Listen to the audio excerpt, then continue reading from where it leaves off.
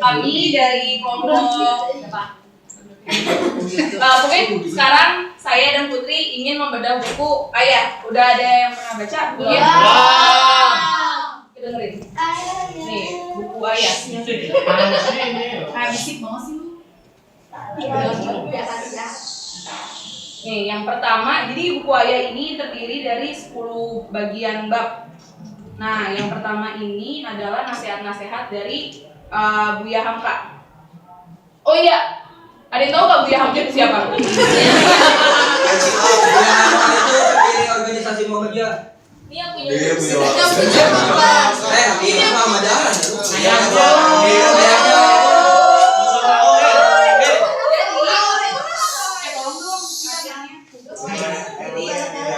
Jadi Buya Hamka ini dia tuh adalah seorang sastrawan yang penulis-penulis terkenal gitu deh, buku-buku itu tulisan-tulisannya itu terkenal. Dan buku ini ditulis oleh Irfan Hamka.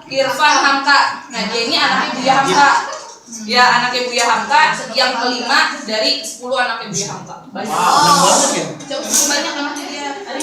Nih, yang pertama nasihat bagi rumah tangga. Jadi kan Buya Hamka dulu tuh kayak dia suka ceramah-ceramah di TVRI ya. Nah, oh iya benar. TVRI.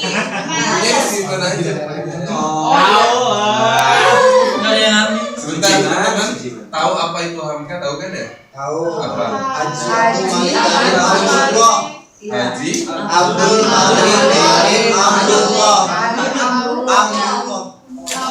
Oke, yang pertama ini nasihat bagi rumah tangga. Jadi waktu itu kan Buya Hamka kan terkenal sebagai kayak ulama-ulama gitu kan. Nah, terus tuh ada yang datang ke rumahnya pas sore-sore. Nah, itu ada ibu sama anaknya, ibunya sama anak perempuannya. Dan di sini si anak perempuannya itu cerita sama si Buya Hamka, dia bilang dia tuh minta cerai sama suaminya. Nah, terus kan ditanya kan sama Buya Hamka, kamu minta cerai sama suami kamu, terus kamu sholat gak? Gitu kan. Terus dia bilang, iya saya sholat, malah gak pernah ninggalin puasa. Terus sholat sunnahnya juga jalan terus. Nah, terus suami kamu sholat, iya kita ngerjainnya bareng-bareng katanya gitu kan. Terus kenapa minta cerai? Nah, terus dia cerita nih, ternyata dia cerai. Terus ternyata si istrinya ini tuh suaminya itunya apa sih, keinginan seksnya tuh tinggi dan dia nggak bisa ngimbangin gitu. Jadi kayak dia capek.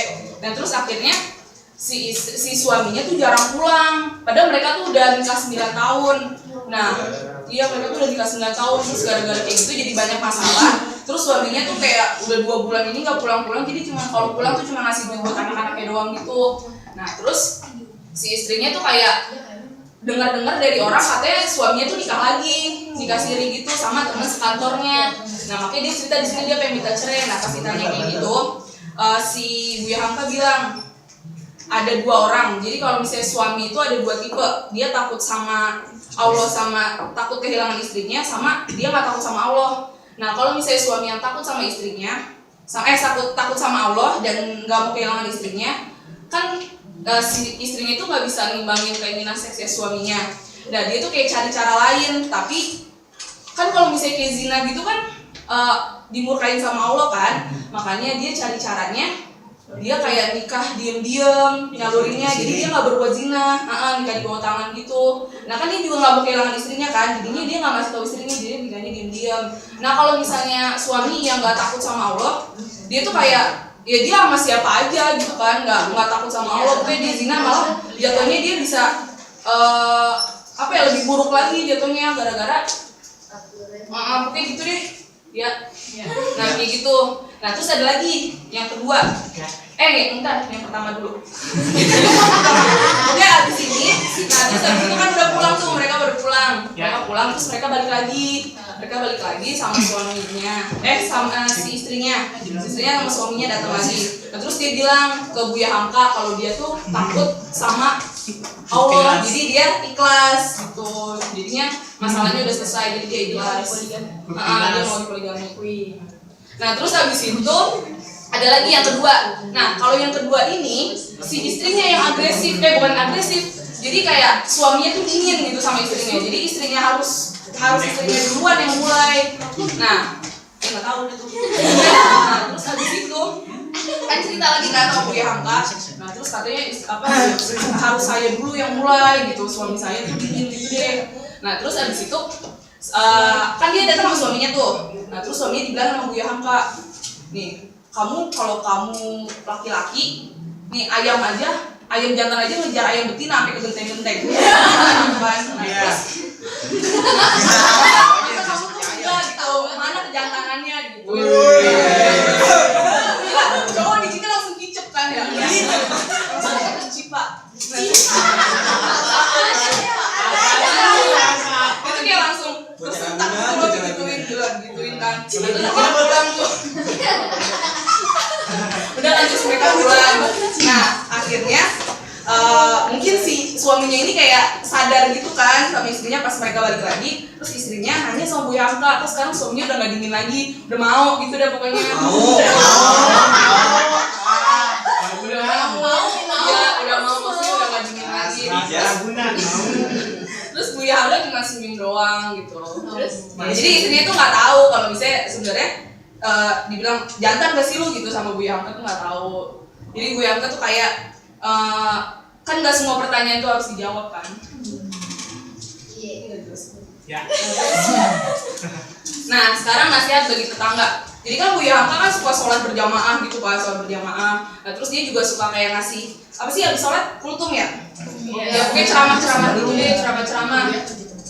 Nah terus ada nih si tangga nih kan suka gitu ya, tetangga suka ngomongin tetangga lain. Nah dia juga ngomongin, dia tuh bilang gini, jadi ada Pak Haji sama Pak Dokter. Nah Haji ini tuh dia sholat mulu, dia sholat pokoknya istilahnya ibadahnya taat deh. Tapi dia sama tetangganya itu kayak apa sih? Kehidupan sosialnya itu kayak nggak bagus gitu, nggak seimbang sama ibadahnya dia. Nah terus ada lagi satu Pak Dokter. Nah Pak Dokter ini dia kalau misalnya tengah malam ada pasien yang datang, dia langsung tanggap gitu. Pokoknya baik banget, orangnya baik banget, cuman dia nggak sholat. Nah terus sama si tetangganya itu kan usil ya mulutnya ya. Terus dia nanya ini kenapa kayak gini gitu kan. Nah terus dia nanya Buya Hamka. Nah Buya Hamka bilang kita jadi orang itu nggak boleh selalu ngeliat dari kekurangan orang lain. Jadi mikir orang itu positif aja. Mungkin si Pak Dokter itu bukan nggak sholat tapi dia belum sholat. Makanya kita harus sebagai tetangga ya istilahnya apa sih, dakwah apa ya di sini namanya? Bukan dakwah Kompinas.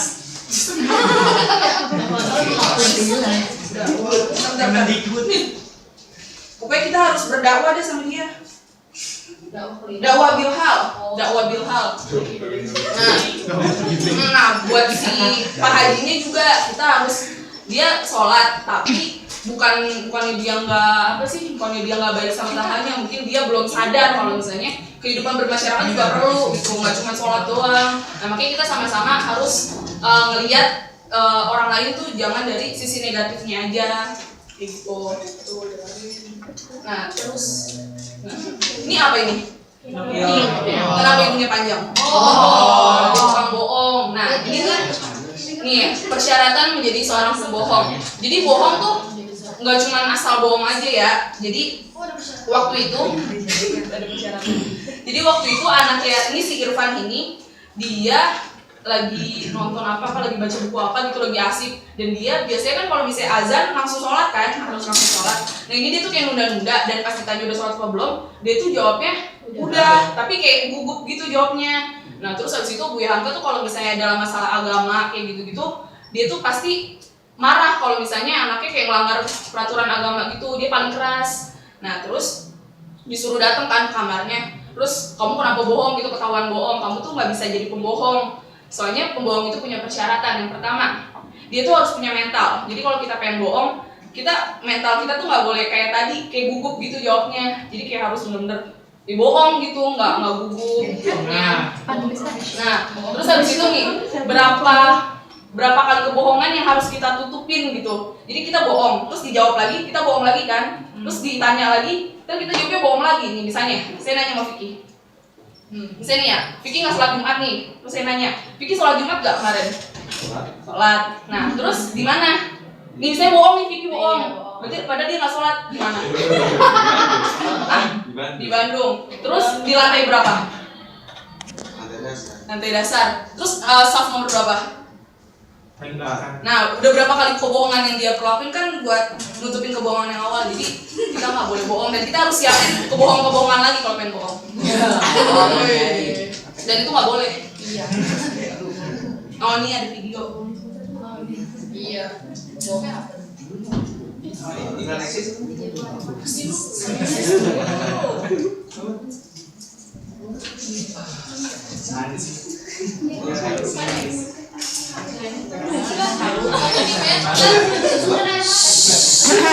Ntar aku latih. Daddy is the sweetest daddy in the world. Daddy is the most handsome. The smartest.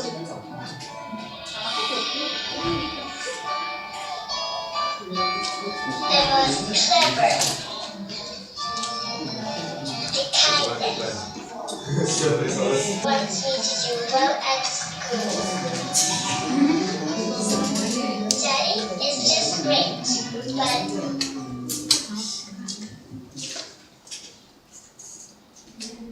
he lies.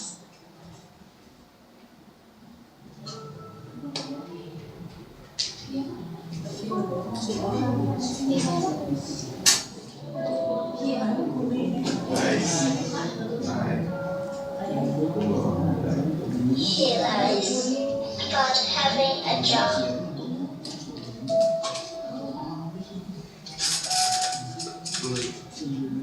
He lies about having money.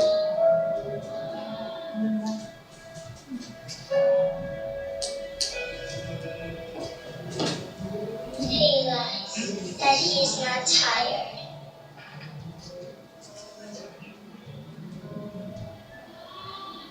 He lies that he is not hungry. He lies that we have everything.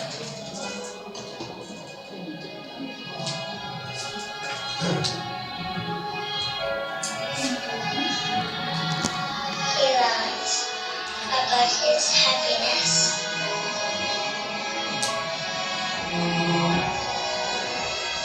He lies because of me.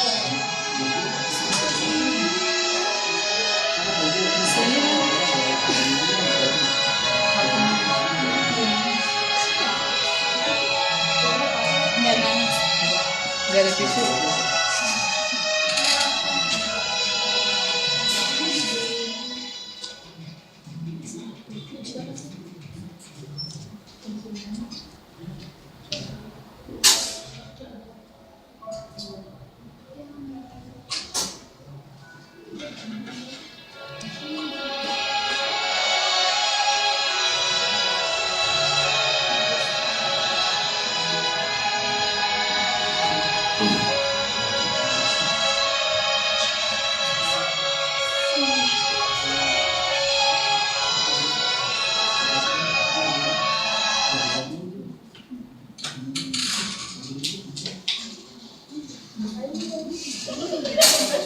Lagi dong sini. Jelasin dong. Oh jadi video itu. Jadi video tadi kan si anaknya bilang kalau ayahnya, dia muji-muji ayahnya kan. Terus pas terakhir kali dia bilang tapi dia tuh berbohong dan ternyata ayahnya itu dia kan selalu pakai jas gitu kan kayak orang-orang kantoran, padahal dia nyari uangnya itu kayak tadi kayak di Uproy.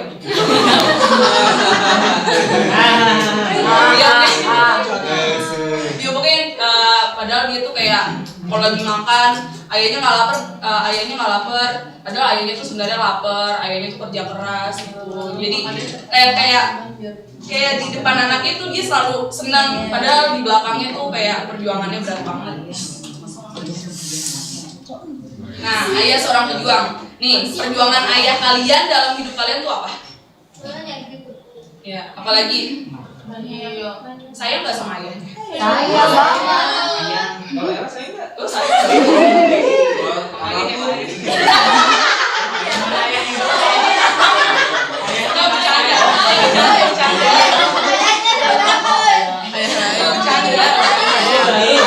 ayah lagi.